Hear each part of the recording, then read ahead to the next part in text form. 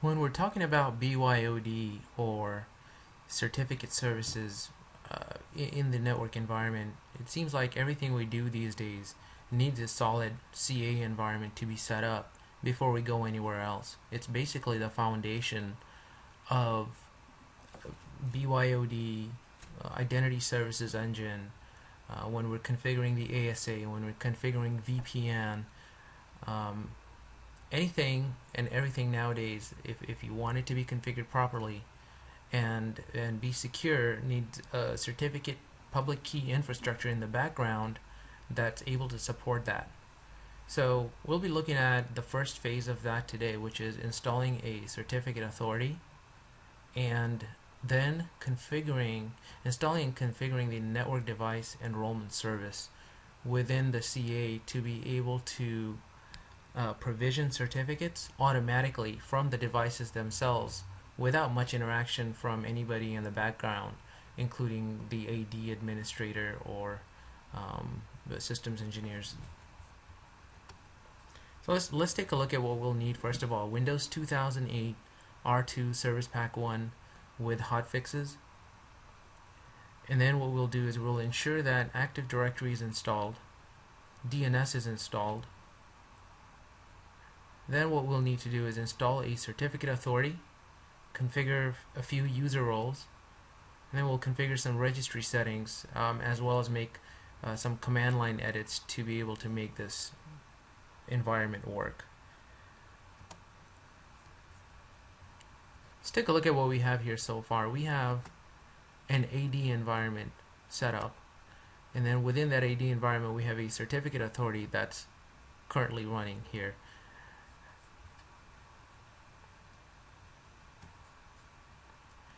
There are 4 roles installed: the certification authority, the web enrollment, the online responder, and then the network device enrollment service.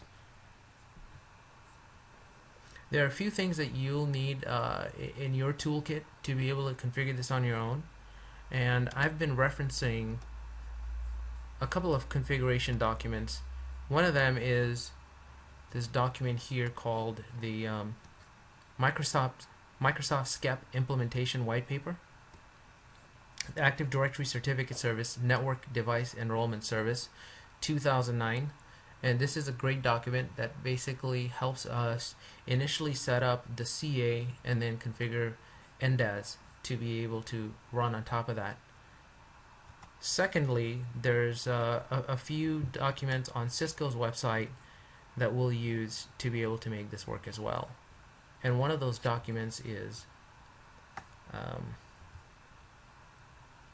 how to obtain a digital certificate from a Microsoft CA using ASDM on the ASA, as well as the BYOD Smart Solution Design Guide on CCO that's going to assist us with making some critical registry changes and CLI changes in order to make this entire solution work.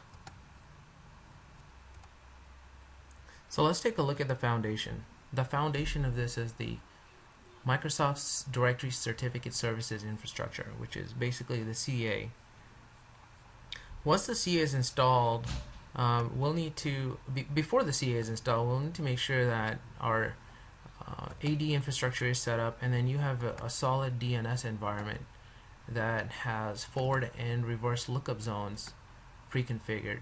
You have a time service for time synchronization across your lab or infrastructure environment, and that AD has visibility into your network to be able to look at devices, and the devices are able to reach out via the URL and check, for example, the certificate revocation list via either OCSP or CRL downloading, and also be able to register by going to the SCEP website, which we'll look at later as well. The difference between this presentation and anything else you've seen online is probably the fact that we'll be cutting straight to the chase. There's a lot of stuff. There are a lot of components that need to go into having to stand up an enterprise CA and getting the network device enrollment service to work. What we'll get here is how to do this quick and dirty, but it's still secure. Actually, it's very secure. And what you're looking at here are 3 user accounts that we'll be creating that are going to be set up to be able to conduct the network device enrollment service requests. The first account is a service admin account. This is the user that logs on and installs the network device enrollment service, and that user is the SCEP admin. There's a service account that will be used to run the service, and that's the SCEP service. And then there's a device administrator account, and this is the user that'll be managing the devices and should request a one-time password from the service to enable security enrollment. This user is the device admin account. So these are the 3 accounts that we'll use to log in and be able to do some of the functions so that the admin doesn't have to be logged in, and then there be security incidents because of the privileges the admin holds. So the SCEP account, the SCEP admin account must be part of the local admin group, and is for setting up the service with an enterprise CA. The user should have the following permissions, which is Exchange Enrollment Agent offline request and SCEP encryption templates. So let's take a look at the AD and see how that fits in. We'll take a look at the user roles.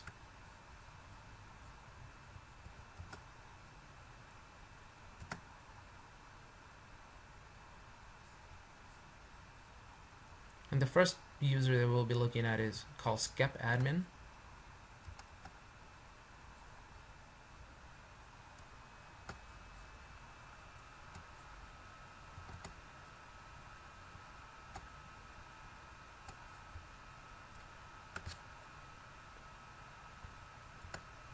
And SCEP admin is a member of the local admin as well as domain admin. In this case, as you can see here, must be part of the local admin group as well as be part of the enterprise admin groups. And it must have enroll permission for Exchange Enrollment Agent offline request and SCEP encryption templates. That's not actually in the user Active Directory users and computers. It's in the certificate authority at the certificate template level.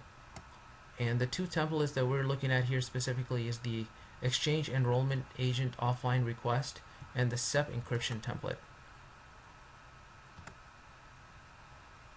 So as we can see here, the SCEP service or the SCEP admin user has read and enroll permissions on the Exchange Enrollment Agent offline request.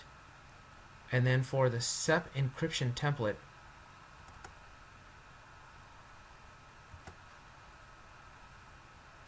as well, we have read and enroll. And also must have permissions to add templates to the selected CA. So if we look at the CA, right click, go to properties. You look at the security and you're looking at the SCEP admin. The SCEP admin has a request certificate permission on the CA itself. The next account is this SCEP service account. This account must be part of the local IIS users group. So we'll take a look at SCEP service.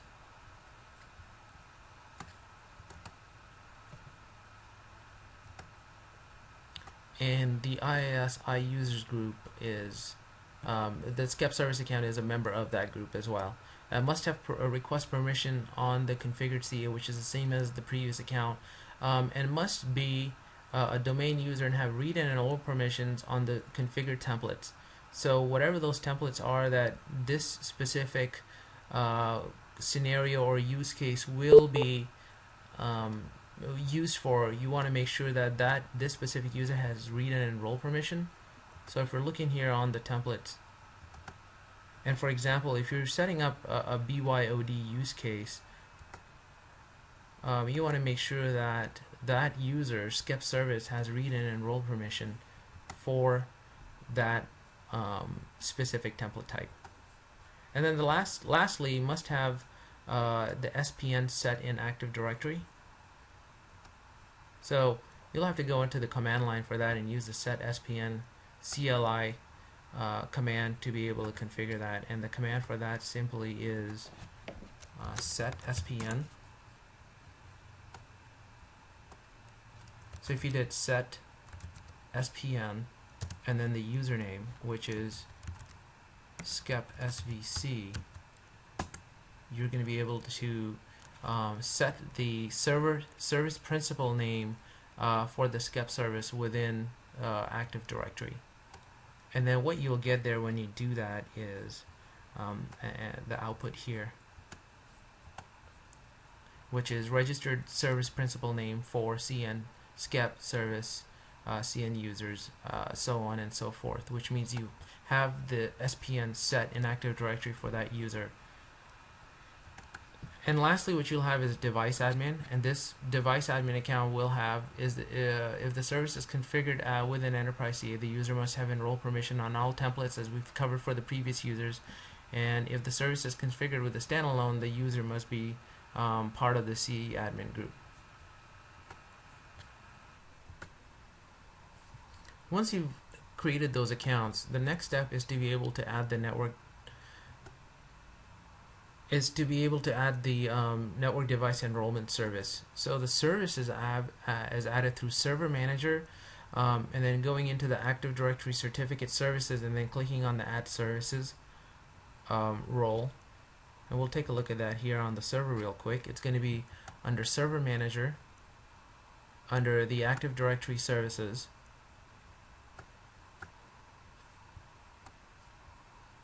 and then clicking on the Add Services role here. In this case, we have the Network Device Enrollment Service already added, so it's not going to be highlighted.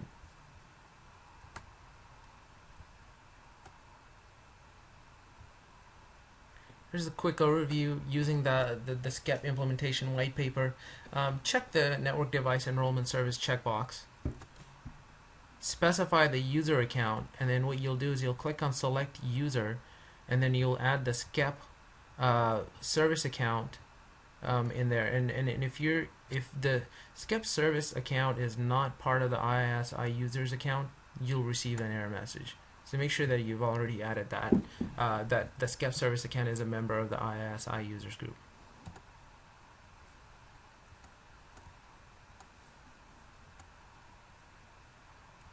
Pretty much after that, what you'll be doing here is selecting if you're using an AD, if the CA is on the AD, what you'll see next is the specified registration authority. Just click next on that.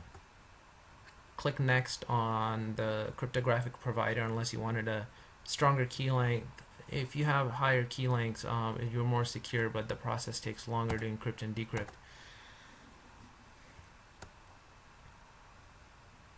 Once you have everything configured, you're going to have the confirm installation selections.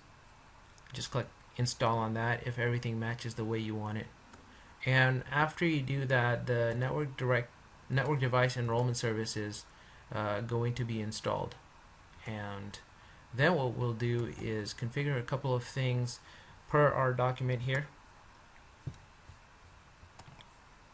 Then the next will be to configure to disable the enforced password rule, and that's just going to be a registry setting within AD.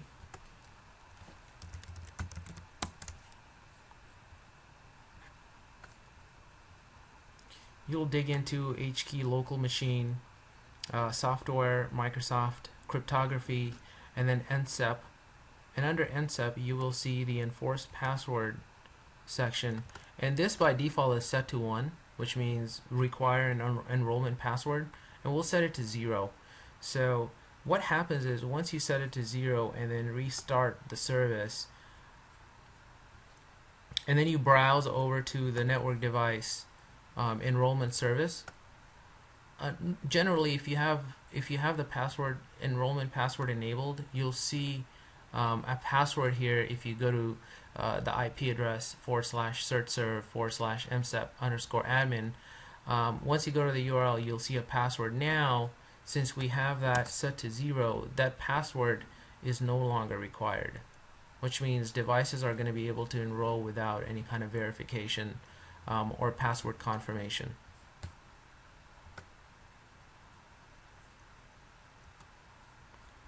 The next step we'll take is configure IIS to handle larger URLs. This is critical in environment in the BYOD environment, because some of those URLs get really long, and by default IIS will not handle really long URLs, and it'll actually throw an error message. So what we'll do is we'll look at the BYOD design guide, and the BYOD design guide actually has the commands that are required for you to input to ensure that ICE is able to generate longer URLs.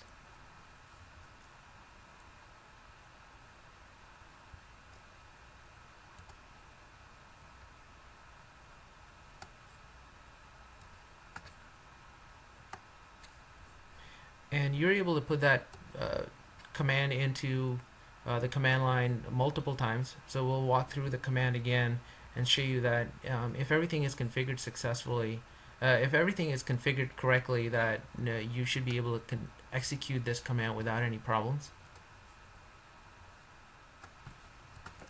And it's going to be C:"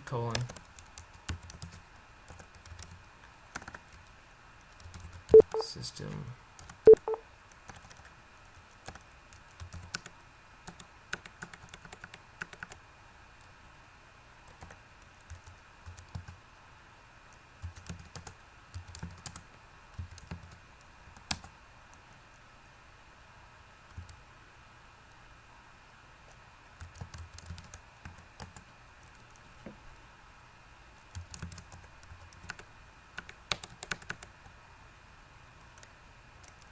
supposed to automatically set this.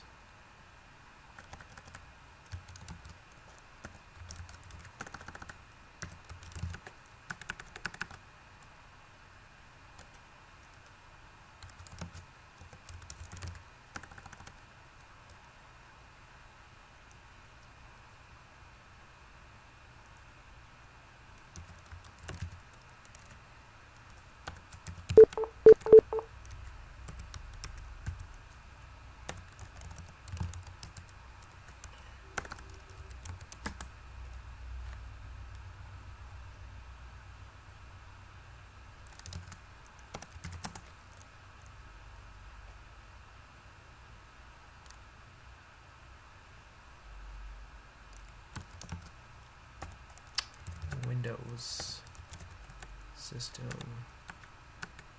32.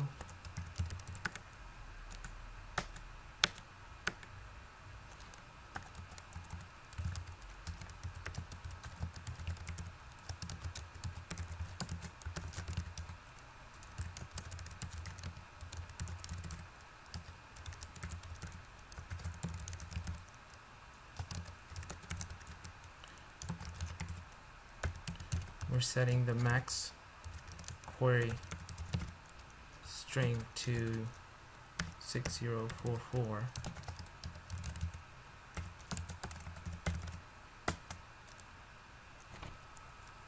And we're probably going to run into these error messages, so it's best that we walk through it here. I've just fat fingered something. Commit.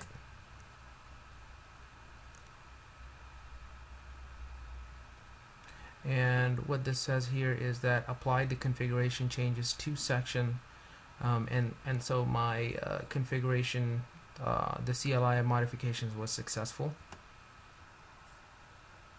Once that's complete, what we'll do first is test everything out by going into the ASA and looking to make sure we're able to communicate with the certificate authority, request CRLs, and configure OCSP and CRLs as well.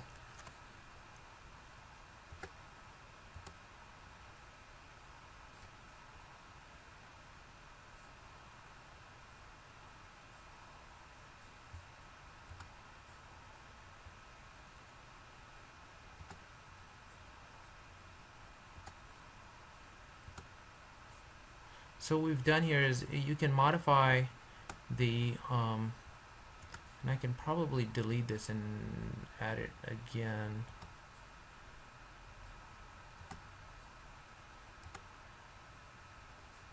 So what I'll do here is use SCEP to install the certificate from the CA.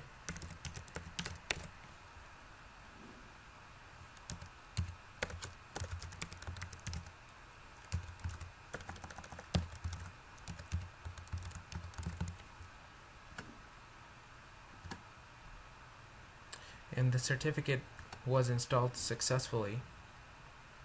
So we'll take a look at the details here, and it was issued to and issued by. So this is my root cert, and we'll save the changes.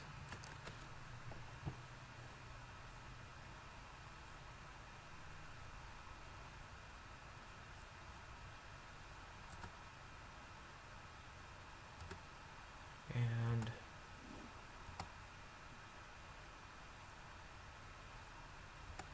take a look at the identity certificates here. This one was issued by the root CA, and what we can do is delete this.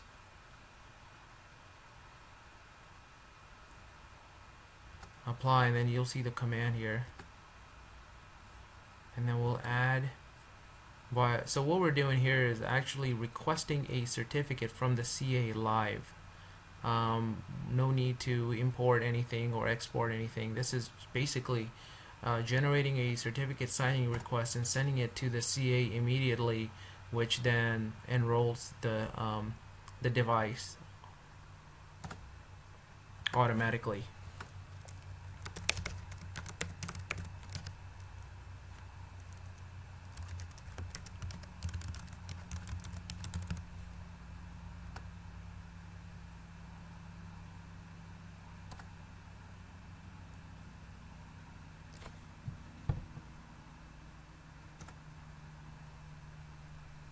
So the enrollment for this ASDM, the enrollment for this ASA has completed successfully, and now what we should see is, if we go back to the CA, we should see this ASA as being enrolled.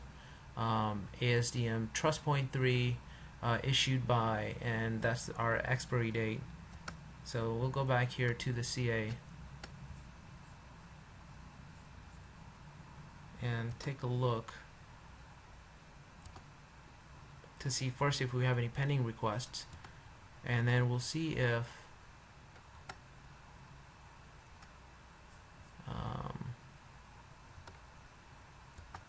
we have our issued certificate.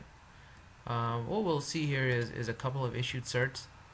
This is one that was issued earlier, and then this is one here that was just issued to the ASA, and what we'll do is we'll go in here and revoke this certificate.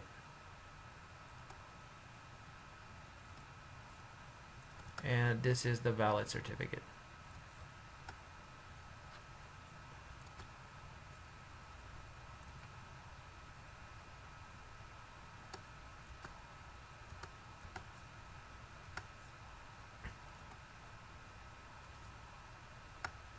This completes the quick overview of installing and configuring a certificate server, the network device enrollment service, and then configuring your ASA to be able to retrieve a certificate from the certificate server automatically in about less than half hour.